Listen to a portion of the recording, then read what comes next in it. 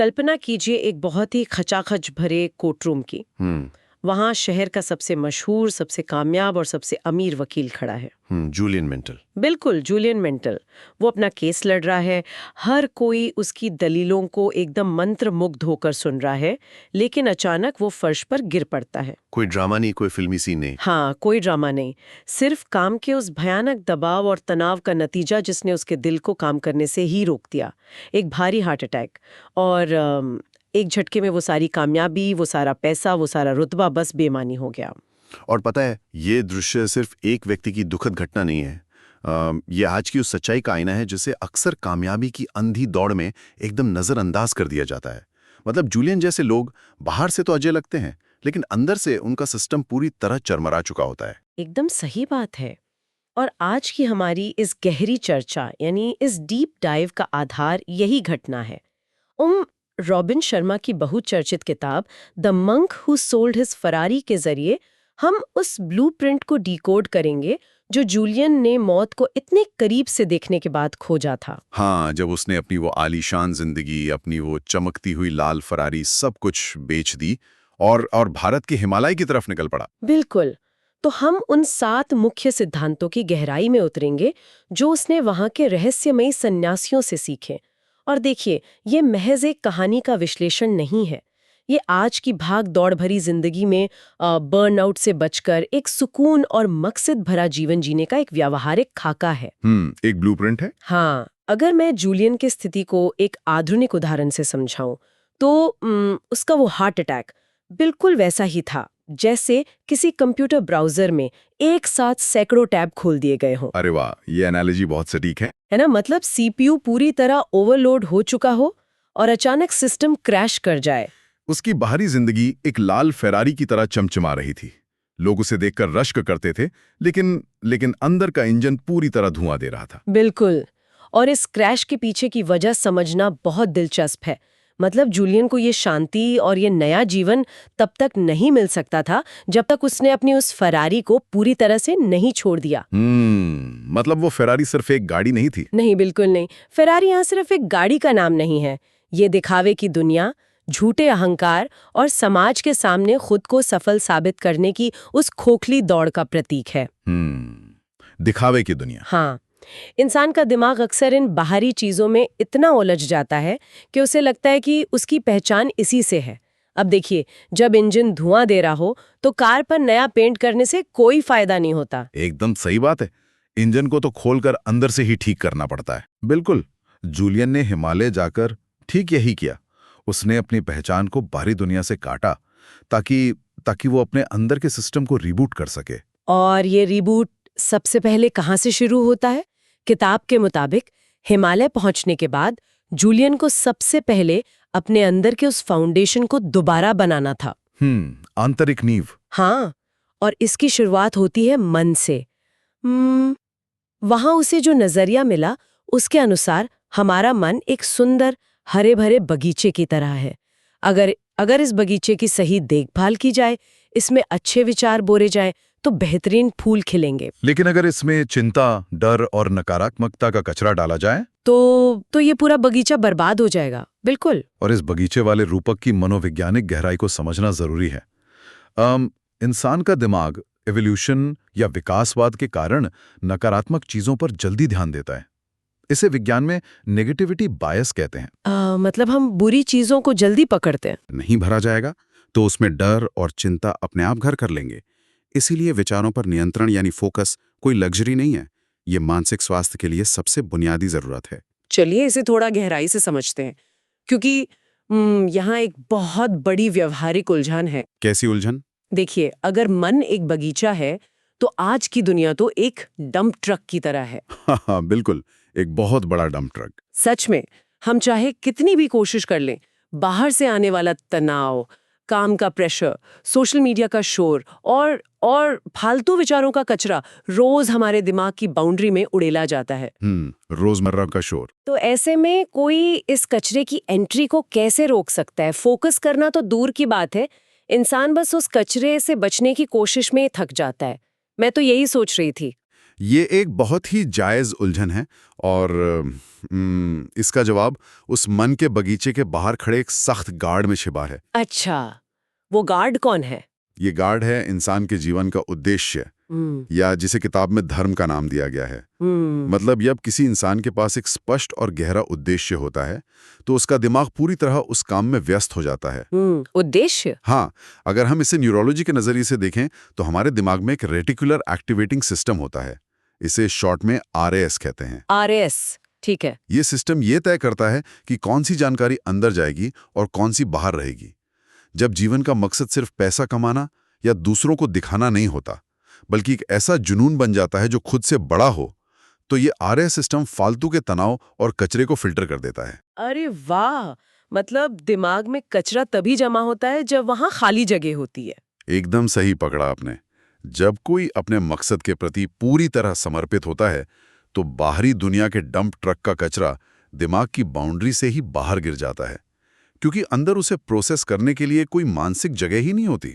मतलब उद्देश्य एक ऐसा पावरफुल फिल्टर बन जाता है जो फालतू चीजों को अंदर ही नहीं आने देता। बिल्कुल। जब किसी का लक्ष्य इतना बड़ा और स्पष्ट हो कि सुबह उठने के लिए अलार्म की जरूरत ही ना पड़े, तो छोटी मोटी ऑफिस पॉलिटिक्स या ट्रैफिक का गुस्सा दिमाग पर हावी नहीं हो पाता। हाँ, क्योंकि फोकस बड़ी तस्वीर पर होता है। सही बात है। किताब में भी जिक्र आता है कि जुनून के साथ काम करने पर इंसान थकता नहीं है। शारीरिक थकावट तो नींद से मिट जाती है, लेकिन मानसिक थकावट जो बिना मकसद के काम करने से आती है वो इंसान को अंदर से खोखला कर देती है। बहुत सही पॉइंट है ये। मकसद का ना होना ही सबसे बड़ी थकान है। तो अगर हमारा आंतरिक बगीचा अब सेट हो गया है और एक मजबूत उद्देश्य का फिल्टर भी लग गया है, तो ये सब रोजमर्रा की जिंदगी में कैसे काम करेगा? हर दिन की उस घर्षण या फ्रिक्शन से कैसे निपटा जाए? ये अगला तार्किक कदम है। यहीं से कहानी दैनिक तंत्र यानी डेली मैकेनिक्स की ओर मुड़ती है और यहाँ एक बहुत ही दिलचस्प सिद्धांत सामने आता है, केजन। हाँ, केजन।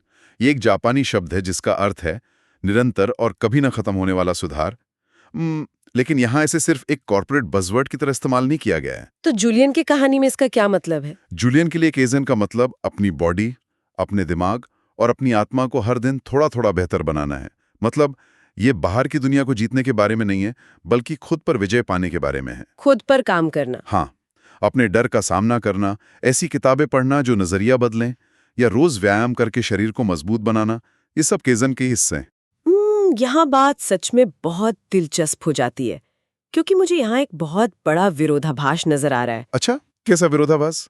देखिए, एक तरफ हम तनाव कम करने और मानसिक शांति की बात कर रहे हैं ताकि जूलियन जैसे हार्ट अटैक से बचा जा सके। ठीक है। और दूसरी तरफ ये सिद्धांत कह रहा है कि रोज लगातार सुधार करो, खुद को पुश करो, सुबह जल्दी उठो। क्या ये लगातार खुद को बेहतर बनाने की होड़ इंसान को फिर से उसी बर्नआउट की तरफ नहीं धकेल देगी जिससे भागकर जूलियन पहाड़ों में गया था? अगर हम इसे बड़ी तस्वीर से जोड़ के देखें तो बाहरी हसल कल्चर और आंतरिक काइजन के बीच एक बहुत ही बुनियादी फर्क है। वो फर्क क्या है? बर्नआउट तब होता है जब इंसान दुनिया को साबित करने के लिए या बाहरी सफलता के लिए खुद को अंधाधुंध काम की भट्टी में झोंक देता है। उसमें ऊर्जा सिर्फ खर्च होती है, वापस नहीं आती। ऊर्जा का सिर्फ ड्रेन होना। बिल्कुल। दूसरी ओर काइजन का मतलब है उन चीजों में सुधार करना जो इंसान के अंदर ऊर्जा भरती हैं। जब कोई व्यक्ति रोज ध्यान करता है या अच्छा साहित्य पढ़ता है तो वो खुद को थका नहीं रहा होता, बल्कि अपनी बैटरी चार्ज कर रहा होता है। मतलब ये एक निवेश है। एकदम सही, ये खुद पर एक निवेश है। और इस निवेश को लगातार बनाए रखने के लिए जिस चीज की सबसे ज्यादा जरूरत होती है वो है अनुशासन। अनुशासन, जिसे कहानी में एक गुलाबी तार या पिंक वायर केबल के रूपक से समझाया गया है। एक तार जो छोटे छोटे धागों से मिलकर इतनी मजबूत हो जाती है कि उसे तोड़ा नहीं जा सकता। हाँ, वो तार वाली एनालॉजी बहुत पावरफुल है। बिल्कुल। बिना अनुशासन के इंसान एक ऐसे जहाज की तरह है जिसका कोई पतवार नहीं होता, जो बस लहरों के साथ भटकता रहता है। सुबह जल्दी उठना, ध्यान करना, ये छोटे छोटे अनुशासन ही इंसान के चरित्र को फौलाद बनाते हैं और इच्छा शक्ति यानी विल पावर को बढ़ाते हैं। सही कहा। मैं तो इसे बिल्कुल जिम में जाकर मांसपेशियां बनाने जैसा समझती हूँ। कोई भी एक दिन में 100 किलो वजन नहीं उठा सकता है ना। लेकिन हर दिन के कड़े अनुशासन से मांसपेशियां फौलादी हो जाती हैं। इच्छा शक्ति भी दिमाग की एक मांसपेशी की तरह ही काम करती है। और यहाँ अनुशासन को लेकर एक बहुत बड़ा भ्रम टूटता है। अक्सर लोग अनुशासन को एक बोझ या आजादी छीनने वाली जंजीर समझ लेते हैं। हाँ, ज्यादातर लोगों को लगता है कि रूटीन मतलब बोरियत। बिल्कुल, लेकिन मनोवैज्ञानिक हकीकत इसके बिल्कुल उलट है।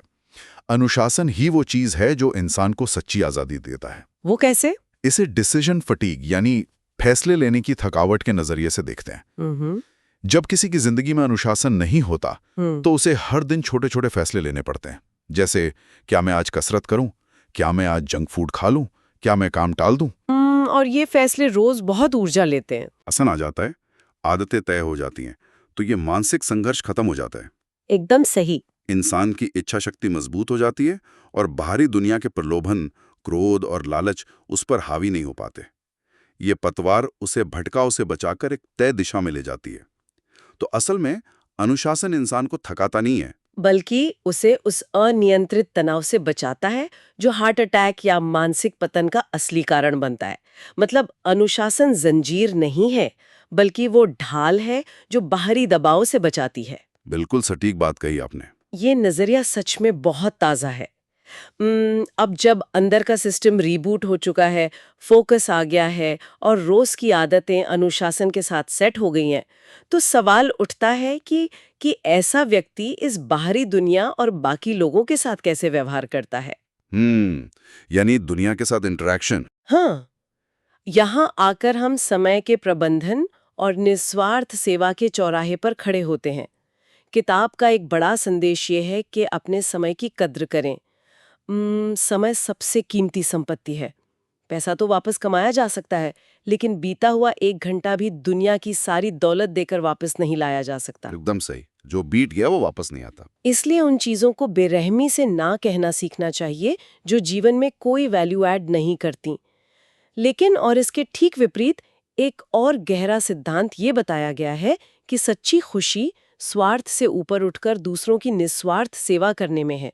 दूसरों के चेहरे पर मुस्कान लाना ही अंतिम उद्देश्य है।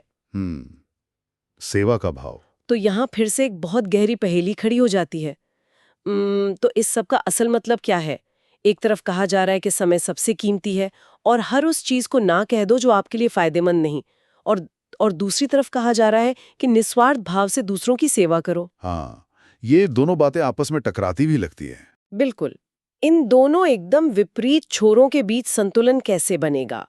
क्या अपना समय बचाने की कोशिश इंसान को स्वार्थी नहीं बना देगी?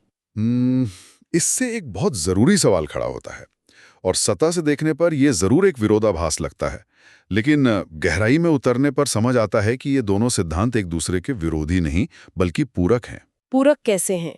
देखिए, जब किताब ये कहती है कि फालतू चीजों को ना कहें तो उसका मतलब उन चीजों से है जो ऊर्जा और समय को सोख लेती हैं बिना कोई अर्थ दिए, जैसे कि गॉसिप, नकारात्मक बहस या दूसरों को इम्प्रेस करने की अंधी दौड़। हाँ, जो सच में फालतू का कचरा है। बिल्कुल।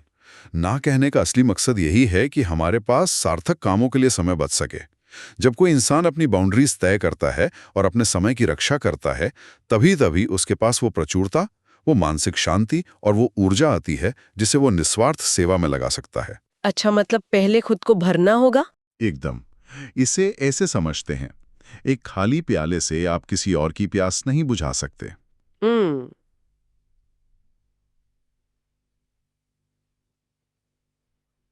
अगर कोई व्यक्ति हर फालतू बात के लिए हाँ कहता रहेगा, लोगों को खुश करने में ही अपना सारा समय निकाल देगा, तो वो अंदर से इतना खाली और थकावा हो जाएगा कि वो सच में किसी जरूरतमंद की मदद कर ही नहीं पाएगा। बहुत खूब।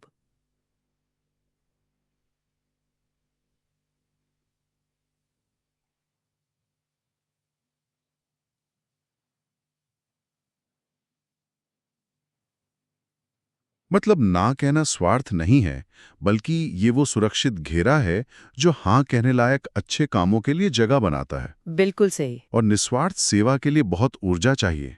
ये सेवा सिर्फ किसी एनजीओ को पैसे दान करने तक सीमित नहीं है, है ना? अपने आसपास के लोगों के जीवन में रोजाना छोटी छोटी खुशियां लाना, किसी सहकर्मी की मदद करना या अपने परिवार को क्वालिटी टाइम देना, ये सब भी सेवा ही है। हाँ, रोजमर्रा के जीवन में सेवा। और ये तभी मुमकिन है जब इंसान ने अपने खुद के समय का सम्मान करना सीख लिया हो। तो अब हम इस पूरी यात्रा के अंतिम और शायद सबसे गहरे हिस्से पर पहुंच गए हैं, जो कि है वर्तमान में जीना। बिल्कुल। मन का बगीचा, जीवन का उद्देश्य, अनुशासन, समय का सम्मान और दूसरों की सेवा। ये सारे साधन हमें किस अंतिम स्थिति तक पहुंचाना चाहते हैं? ये अंतिम पड़ाव है अभी में रहना। अक्सर इंसान का दिमाग या तो बीते कल के पछतावे में डूबा रहता है या आने वाले कल की चिंताओं में फंसा रहता है। एकदम सही। लेकिन असली खुशी अभी में है। केवल मंजिल का इंतजार ना करें, सफर का आनंद लें। अगर मैं इसे एक रोड ट्रिप से जोड़ूं तो ये बिल्कुल वैसा है जैसे कोई ड्राइवर जीपीएस पर मंजिल को इतनी टकटकी लगाकर देख रहा हो कि वो बाहर का नजारा ही मिस कर दे। हाँ, वो कार की खिड़की के बाहर के खूबसूरत पहाड़ों और जंगलों को ही मिस कर दे। मंजिल पर पहुंच तो जाता है, लेकिन सफर का कोई आनंद ही नहीं ले पाता।